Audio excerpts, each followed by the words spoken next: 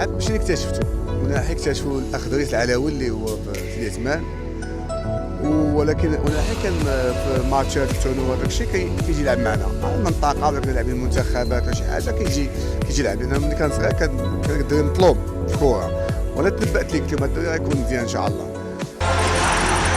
من هو عز الدين أناحي لاعب المنتخب الوطني المغربي؟ بدأت ألعب كرة القدم في حينا عندما كنت صغيرا مثل أي طفل آخر، كنت ألعب مع باقي الأطفال. بعد ذلك ذهبت إلى نادي الرجاء البيضاوي،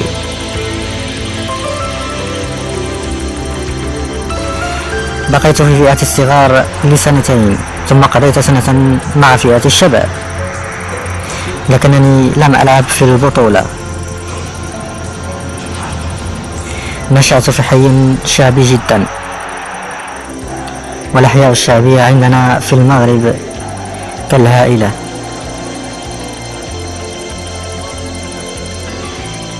لم أكن أخرج إلى أماكن أخرى كثيرا، ولم أكن أبتعد عن الحي. التحق أناحي بأكاديمية محمد السادس سنة 2015.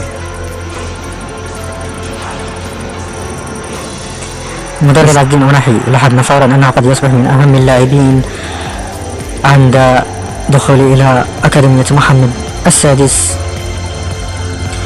كان علي أن أبقى متيقظا وأحافظ على درجة عالية من التركيز،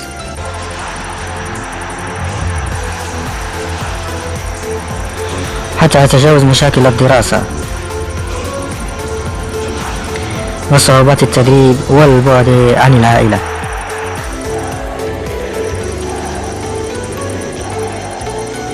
في عام 2018 انضم إلى نادي ستراسبورغ في فرنسا.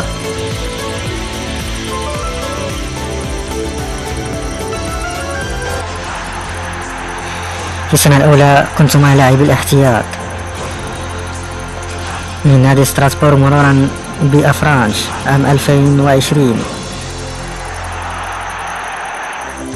إلى تحقيق إنجاز أكبر، الانضمام إلى نادي إنجي عام 2021.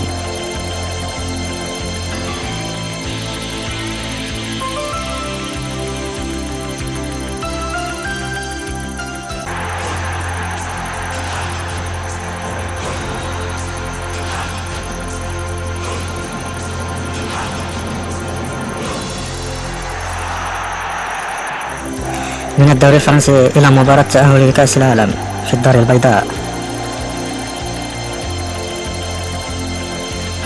تشعر بتوتر؟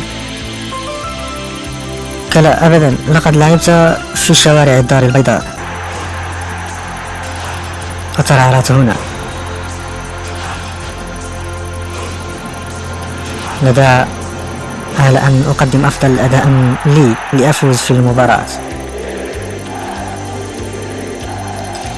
يلعب المغرب ضد الكونغو في مباراة للتأهل لكأس العالم في قطر 2022، وهدف لي أناحي في هذه المباراة.